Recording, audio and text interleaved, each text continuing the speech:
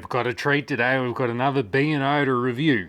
This is the Bang & Olufsen BeoVision Avant 32 DVD, type number 8445, featuring a 32-inch pure flat widescreen picture tube, produced from the early to mid 2000s.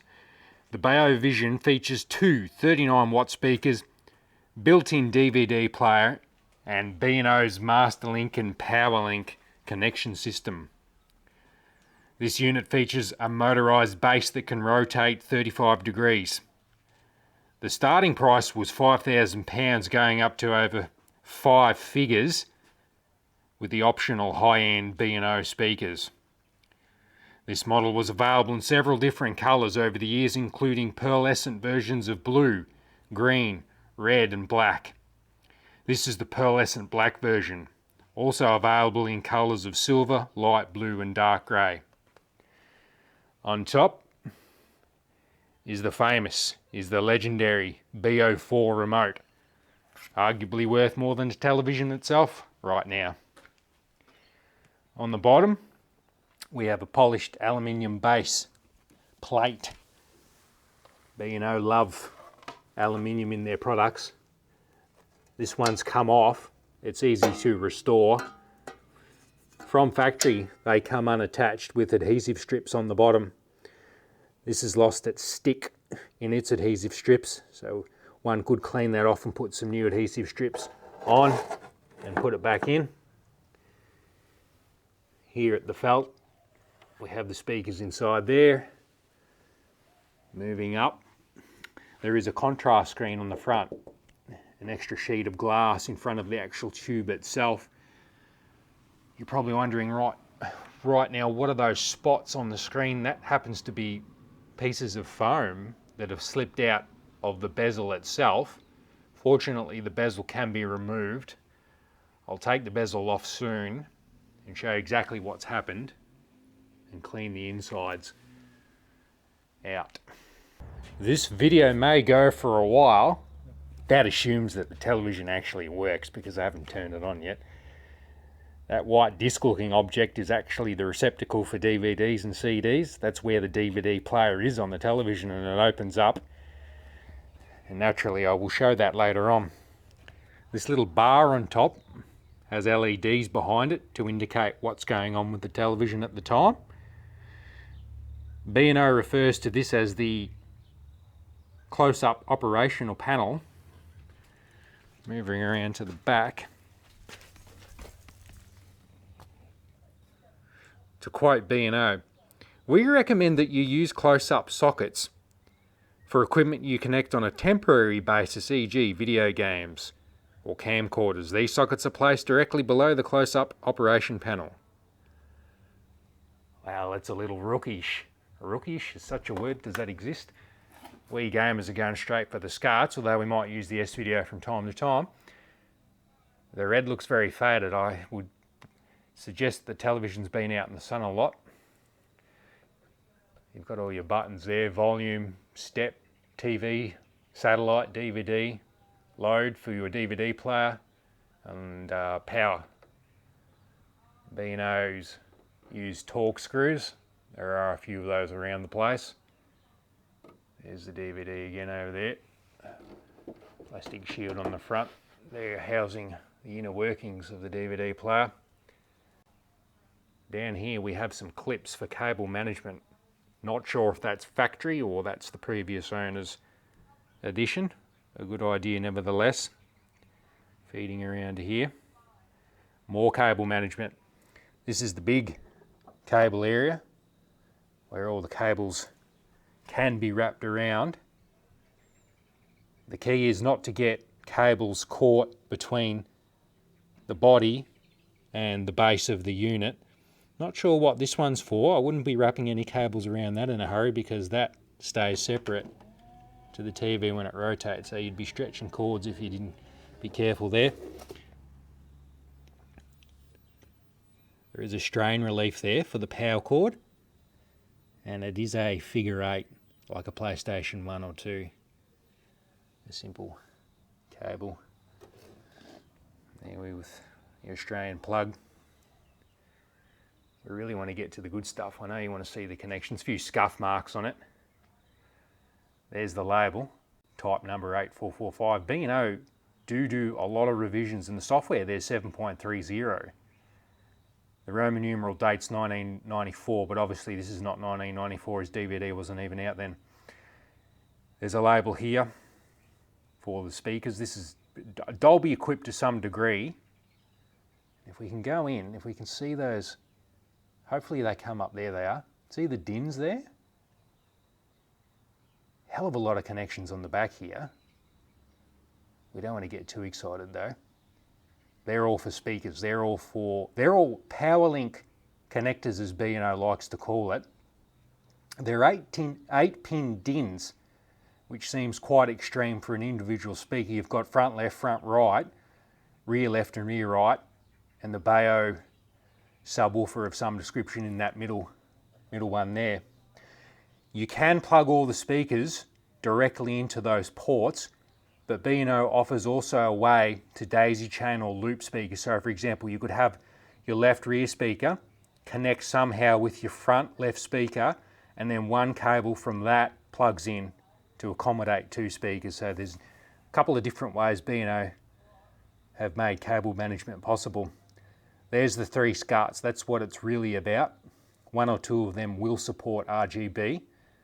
They're labelled V-tape, AV and decoder. There's the Masterlink connection, B&O's own connector.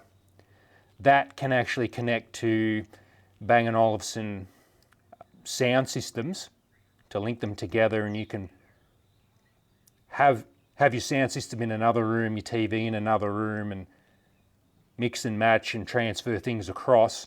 It's essentially what we have today with wireless and Bluetooth technology, except in those days, 20 plus years ago, you had to do it with cables, more or less. There is an RF in. Now this is a curiosity. I don't know if it's simply a pass-through or not. You can theoretically transfer sound through the Masterlink connection and picture through the link socket there, and transfer picture and sound to another Bang & Olufsen TV. Moving up to that headphone jack style connector, IR out. Now what that is for, you can connect a cable from that to a set-top box to enable the set-top box to accept commands from the BO4 remote. Further, we have some cutouts that aren't cut out for satellite expansion. The Europeans seem to be really big into the satellite connectivity with the Lervers and the Mets and the B&Os. I don't think so here in Australia, however. The final 2 connectors, the 2 RCA sockets, you would suspect that's for analog audio, but in fact it's for digital audio, SB diff to be precise, Sony Philips digital interface. That particular system, or there are 2 transport systems for SP diff. One of them is optical fibre cables using the Toslink plug and socket system. If you've seen that little square hole on the back of the PlayStation 2 and the PlayStation 3 that glows red, that's what I'm talking about. Digital audio that's transferred by optical signal. This system here instead uses coaxial cable. Obviously the signal's not optical, but it is transporting the same data. Instead using coaxial cable with RCA plugs and sockets. A bit less common to see, I think, compared to the optical version. We're excited to have the covers off. That's what we're here for. There's 2 sections of back cover. Very easy to take off with those torque screws. Big tick to Bang & Olufsen for that. There are dates on the stickers. 26th of the 2nd, 02, and same with the other one. So we'll grade this television as being made in 2002. Unfortunately, it's pretty messy inside. Not so much dusty, but heaps of spider poop and mice poo as well, which is not a good sign. I'd rather spider poo than mice poo, because if there's been mice in there, they like to chew on all sorts of things. I'm having deja vu right now. I can't see a label on the tube to indicate what brand the tube is. And that reminds me, I'm sure of it, of another review of a B&O that didn't have a label on it as well. It's as if B&O does not want to reveal the fact that they've probably got a Phillips tube inside. I'm guessing we've got what appears to be a bonded style yoke, so that'd be my best guess. Look at the board work on this thing. This is crazy. Okay, we've got a neck board there. That's no problem. Then we've got another board up here, which is also connected to the yoke and has many adjustments available on it.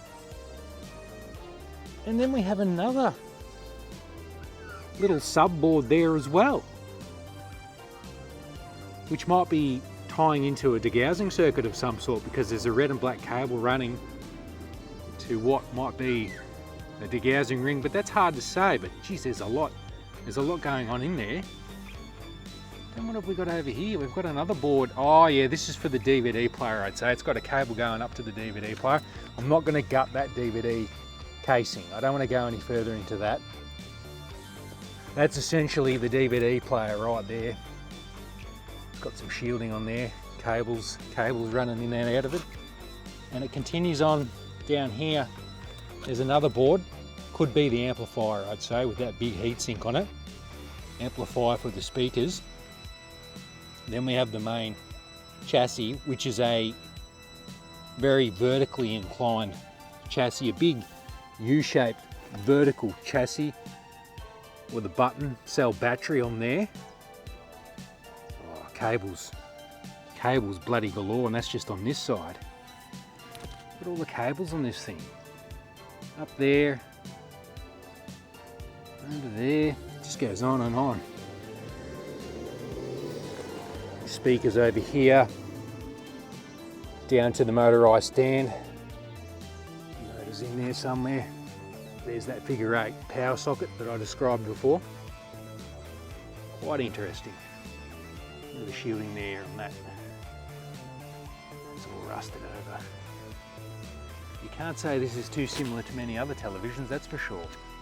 Very interesting. Let's hope it works despite the presence of mice and spiders and all sorts of critters that you find here in Australia. What's that there? An adjustment board for the flyback voltages, perhaps? Fascinating. I'm directly under the front of the B&O to show you how to take the bezel off. There's a torque screw there in the corner that needs to be removed. Going along.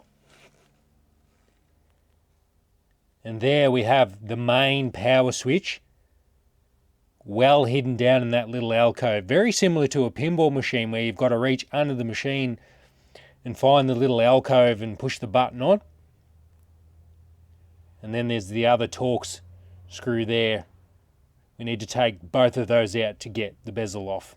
The front bezel is off and the TV's half naked from the front side this time. The bezel removal is not something listed in the instruction manual. It's not meant for the end consumer to do this. Here's the bezel.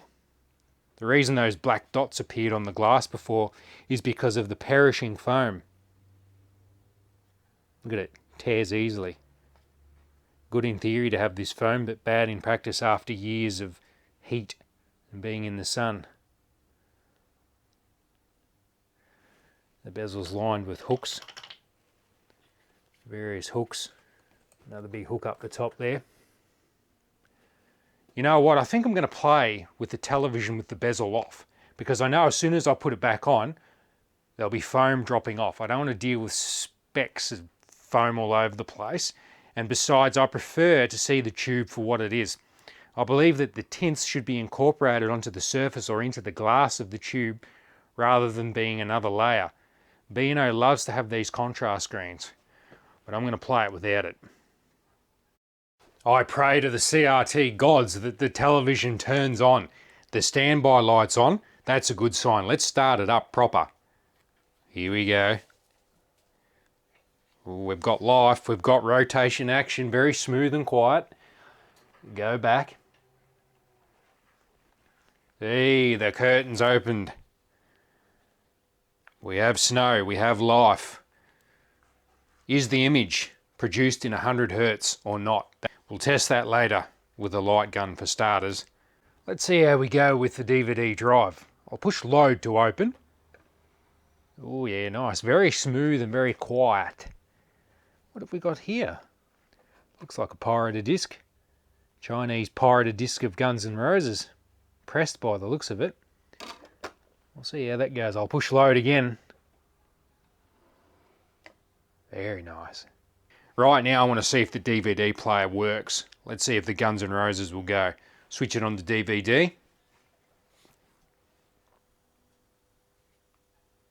Here we go.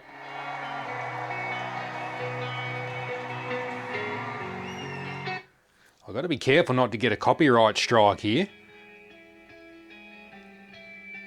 I'll turn it off again, just in case. But I can immediately tell the sound is much clearer than a regular television with those quality B&O speakers inside. Pressing menu on the BO4 remote brings up the menu system. Timer play, irrelevant. TV list, simply the tuning display of the channels that you've tuned in. Setup is where it gets more interesting. Tuning, obviously, to tune channels in. Sound, speaker type. We don't have any extra speakers added, so that's not relevant. Adjustment. We'll go to 0. We'll go to neutral because it goes to minus as well. Set those to neutral. Balance. Okay, that's neutral as well. Picture. Brilliance goes from 0 to 62. Color goes from 0 to 62 and contrast's the same. Although it doesn't state it on the television, the manual indicates that 32 is neutral. That's where I want to start. 32, 32. However, contrast neutral for it is at 44. The stand, you can rotate it manually. Just leave it there as it is. Connections, you can name the connections, devote them to whatever the source signal is. To be honest, I don't know how to fully work it. I haven't plugged anything in yet to really test that aspect.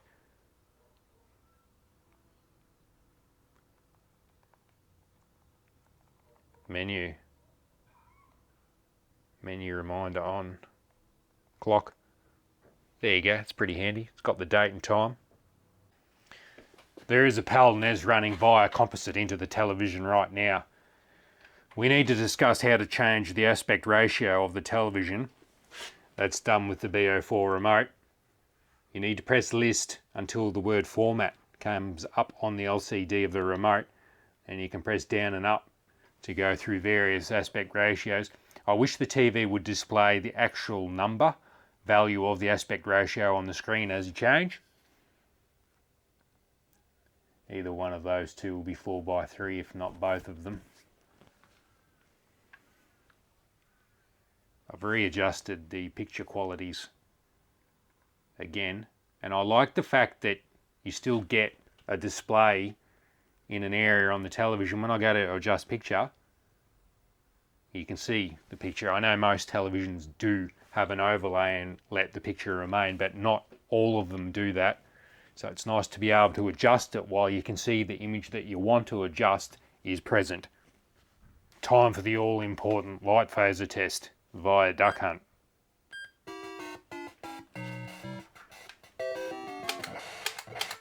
Not looking good.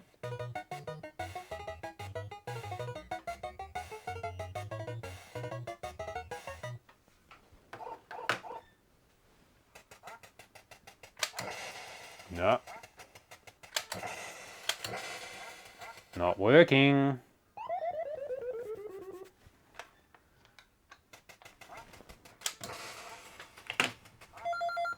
Let me change aspect ratio. See if that has any bearing. Go to that one.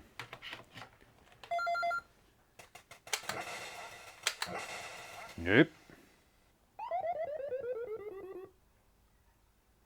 We'll go widescreen and try. Nope. No good. Light phaser is not working. Not a surprise. I dare say there is some 100 Hz processing going on in the television. Moving to S-video tests now. An NTSC signal's being broadcast into the television. You can already see there's some geometry problems. We'll go to a convergence pattern. Convergence is out of alignment in all four corners. There's some fairly severe curvature of lines that should be straight. I don't believe it would have come out of factory like this. I think the set has deteriorated somewhat. I would certainly hope that it wasn't released like this, and I don't believe it would be.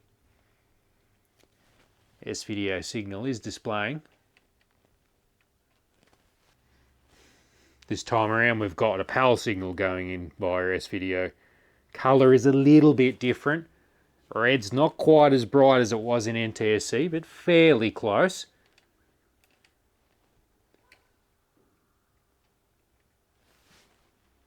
Let's move on to RGB, the real deal. My patience has wore thin. I cannot honestly get RGB to work for sure on the television. I've tried the PS1 on all the SCART inputs. I get dot crawl on the boot up diamond, the Sony logo, meaning it's probably in composite. I've got the Saturn going now, and I've got a lot of what appears to be crawl on the edges. So it could be in composite. I don't know for sure, but I'm having a hell of a time trying to get it into RGB. Add to that this 100 Hz processing for sure this set's got it. Look how jerky that is. It may not come onto the camera. It may not transfer from what I'm seeing in my eyes to what the camera's picking up, but the game is quite jerky on this television. It's a very smooth game on a regular television set.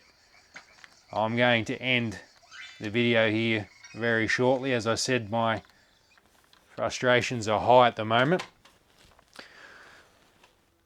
On the plus side, great sound system, B&O reputation, or you've got at least this monolith of a television set in your game room, which is quite an eye-opener. But apart from that, there's not much I can recommend about this set. Difficult to get RGB working, even if you can get it working at all. The manual doesn't talk about RGB at all. It doesn't mention SCART. It only calls the SCART sockets 21 pin connectors. So I'm giving up on trying to get RGB to work. Light gun games don't work. Further hinting that it's got processing going on.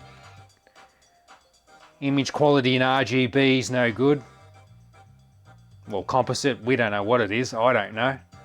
So all in all, many of the viewers would have known a lot of this to begin with, but I think we can rest this one knowing that it's not really suitable for gaming. I'm going to leave it at that. I feel a little bit disappointed not to have taken it all the way and to know for sure if RGB works or not, but I've had enough either way. Without processing, it's a deal breaker, so avoid. Like, share and subscribe. See you in the next one.